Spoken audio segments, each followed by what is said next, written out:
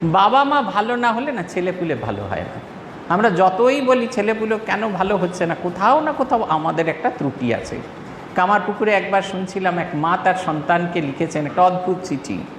সেই ছেলেটি রোজ যে টিফিন যখন খায় সবটা সে খেতে পায় না, তাই এঁঠো করবার আগে কিছুটা খাবার সে তুলে রাখে যেটা সে খেতে পাবে না মনে হচ্ছে।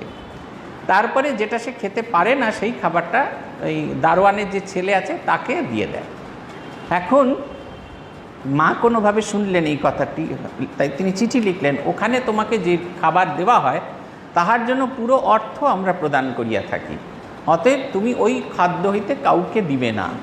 দেখুন, মা যদি ভালো না হয় তাহলে কিন্তু, মা বাবা যদি ভালো না হয় তাহলে কিন্তু কখনো হয় না। আমরা সন্ন্যাসের পর ভিক্ষা নিতে গেছি, ভিক্ষা চাইতে গেছি, এক বাড়িতে গিয়েছি, সামনের দিকটা খুব শ্যাবি, ঢুকে গেছি সেখানে। তারপরে তো সে ভদ্রমহিলা তো সে খুন্তি নিয়ে প্রায় তারাই করবেন আমাকে। আর আমাদের তখন এরকম তো এরকম পলিশ চেহারা থাকে না, গাল ভর্তি দাড়ি, তারপরে জামা নেই, কিছু নেই, খালি পায়ে, রামকৃষ্ণ মিশনের সাধু বলেই বিশ্বাস করতে চায় না। তা আমরা গেলুম ভদ্রমহিলার কাছে, আমি বললুম যে কিছু রান্না, যে খাবার দেবেন, রান্না করা খাবার হোক যা। ছেলেটি বসে খাচ্ছে, ওনার ছেলে বসে ভাত ডাল তরকারি নিয়ে বসে খাচ্ছে। আর তিনি আমাকে বললেন যে আমাদের এখনও রান্না হয়নি। তার যে খুন্তিটা তার গা দিয়ে তেল গড়িয়ে পড়ছে। আর যখন উনি বললেন যে রান্না হয়নি, তখন সে ছেলেটি অবাক বিস্ময়ে তার মায়ের দিকে তাকিয়ে আছে। এই সন্তানকে কি কখনো বলা যাবে সদা সত্য কথা বলিও, সত্যের পূজারী হও? বলা যাবে না।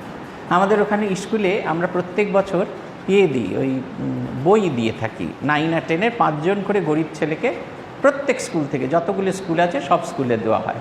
একবার এক স্কুল থেকে হেড স্যার একটা চিঠি পাঠালেন, তার স্কুলে 9-এর 2টি ছেলেকে পাঠিয়েছেন আর 2জন মাস্টারমশাইকে পাঠিয়েছেন।